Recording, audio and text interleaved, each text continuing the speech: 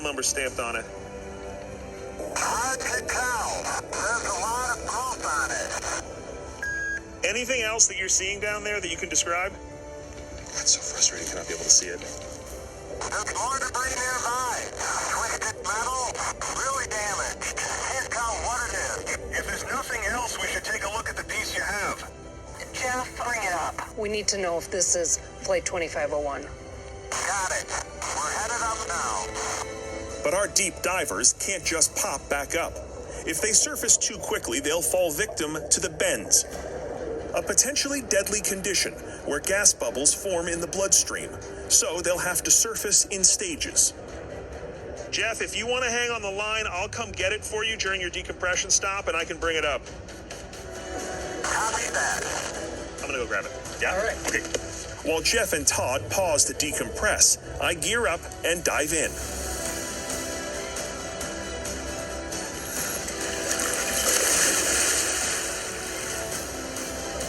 I meet them at 100 feet to retrieve the evidence. Here you go, Josh.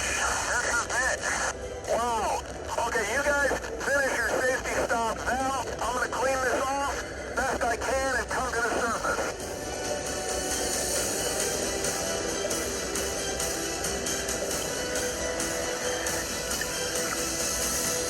Hey, What do you got? I got a present for you. Oh, boy. It's from a plane, right? Yeah. Look, that's safety wire. Yep, that's aviation. That's aviation, for sure. Safety wire is used to secure bolts that could loosen due to vibration. It's a strong indicator that this came from an airplane. Look at the serial stamp Yeah, on it. right. Does it look modern to you? Yeah. Probably not 2501. No. We'll be able to look up the serial number, and every plane is marked. But hold on, I don't get this. That's a plane part, no question. What the hell is it from? There are no other planes that have gone down, big commercial planes. We've got another mystery on our hands. Yeah? I thought you had it. I really did. I thought we did too.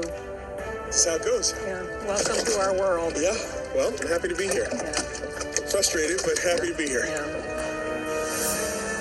Valerie's search for the lost Northwest plane, now 15 years old, is not yet finished, so the hunt goes on. She and her team have crossed off another sector of their search zone, and they won't stop until the plane is found and the families of those on board get some small measure of peace.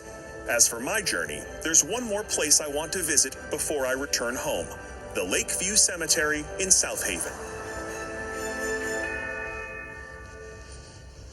In 2008, Valerie's detective work led her to discover that the remains of victims recovered by investigators back in 1950 were actually buried in an unmarked grave in the nearby city of St. Joseph.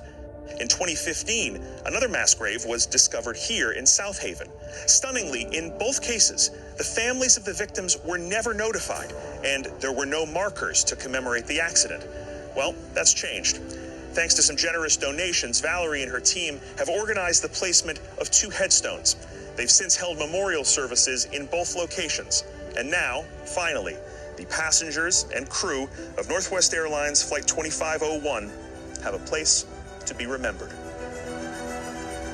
These markers are the only tangible monuments to the tragic events of the night of June 23, 1950. The only remembrance of those lost in the crash. But as more people become aware of Northwest 2501's story, the families need no longer mourn alone. The airplane part we found at the bottom of Lake Michigan was identified by using its serial number.